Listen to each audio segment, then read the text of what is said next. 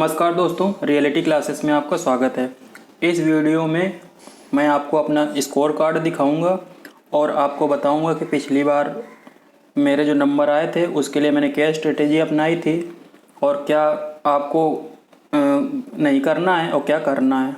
और इस बार के पीईटी 2022 के लिए जो मैंने कोर्स लॉन्च किया है वो आपके लिए कैसे हेल्पफुल हो सकता है। तो यहाँ पे मैंने दिखाया है कि मेरा जो ओरिजिनल स्कोर दिया गया है यहाँ पे वो है 82.50। ये सेकेंड शिफ्ट में मेरा पेपर था पिछले साल।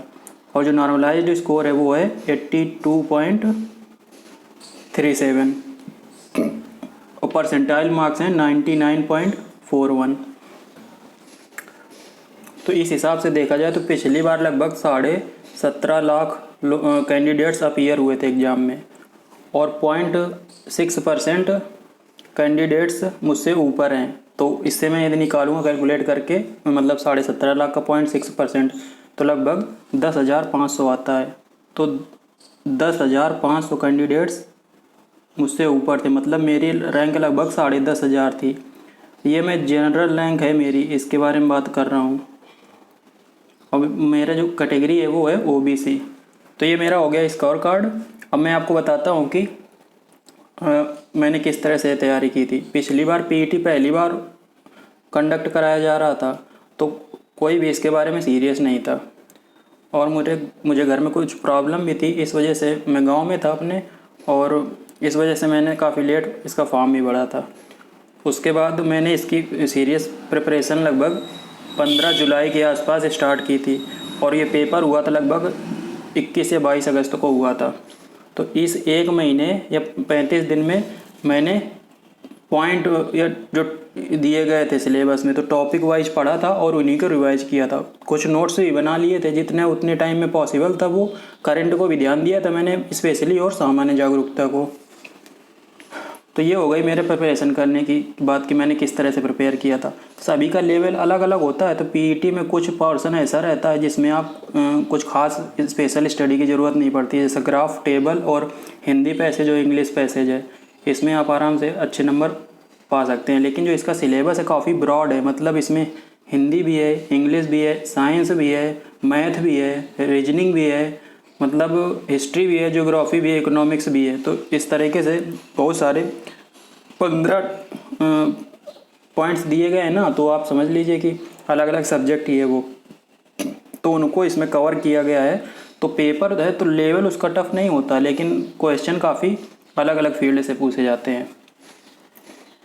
तो मैंने पिछली बार किया क्या था कि मैं ये सोच के गया था कि मुझे पूरे क्वेश्चन अटेम्प्ट करने हैं।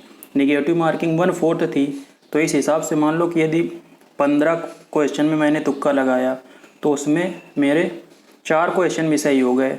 तो आप समझ लीजिए कि मेरा कुछ प्लस में ही नंबर आए होंगे। और इतना प्रोबेबिलिटी का रूल जो होता है उससे आप निकाल सकते हैं कि 15 क्वेश्चन में से 4 क्वेश्चन तो आराम से ही सही हो जाएंगे जब बिल्कुल भी आपका सही से एप्टीट्यूड काम नहीं करेगा। लेकिन यदि आप थोड़ा सा भी अपना आइडिया लगाएंगे, एक आध ऑप्शन एलिमिनेट कर लेंगे, यदि एक भी ऑप्शन एलिमिनेट हो गया कि ये तो हो ही नहीं सकता, तो आपके उसमें से एक आध क्वेश्चन यदि और सही हो गया तो फिर आप दूसरों से आगे निकल जाएंगे। तो ये एक मेरी स्ट्रेटेजी है। दूसरी मेरे से गलती ये हुई थी कि मेरे से 3 क्वेश्चन हैं वो मतलब सिली मिस्टेक की वजह से गलत हो गए थे। एक तो क्वेश्चन आया था जिसमें पूछा गया था कि इस समय तमिलनाडु में कौन सी पार्टी की गवर्नमेंट है, तो डीएमके की गवर्नमेंट है। लेकिन मैंने जो गोला काला किया था मतलब वो गलत कर दिया और उसमें जो ओएमआर होती है उसमें आप उसको चेंज नहीं कर सकते एक बार जो कर दिया। तो एक क्वेश्चन मेरा ये चला गया। तो एक क्वेश्चन गलत होने से आप 1.25 नंबर नेगेटिव हो जाता है, क्योंकि 0.25 नेगेटिव मार्किंग है 0.25 मार्क्स की। दूसरा क्वेश्चन था कि नींबू में कौन सा एसिड पाया जाता है, तो ये बच्चों को भी आता है क्वेश्चन, लेकिन मैंने पता नहीं कहाँ से एसिटिक एसिड लगा दिया, होता है सिट्रिक एसिड।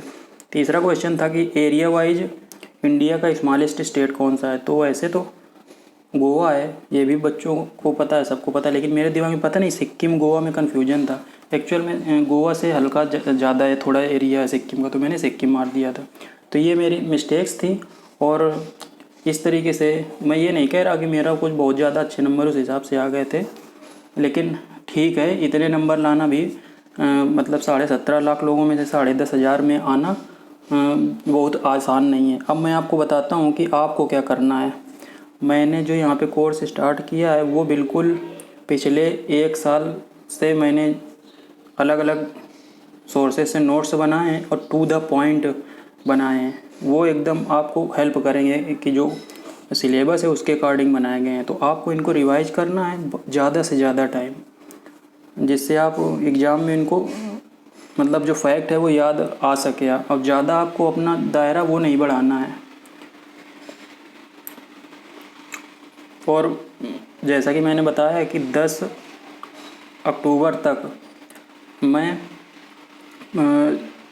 लगभग पूरा सिलेबस कंप्लीट करा दूंगा। उसके बाद पता नहीं 15-16 अक्टूबर को एग्ज़ाम होती है कि नहीं होती है। यदि होगी भी तो मैं हर सब्जेक्ट में 1 या 2 क्वेश्चन बैंक मतलब क्वेश्चन के सेट भी कराऊंगा, थोड़ा सा प्रैक्टिस भी करा दूंगा, जिससे कि थोड़ा सा आइडिया लगेगा किस टॉपिक से इस तरह के क्वेश्चन बनते हैं।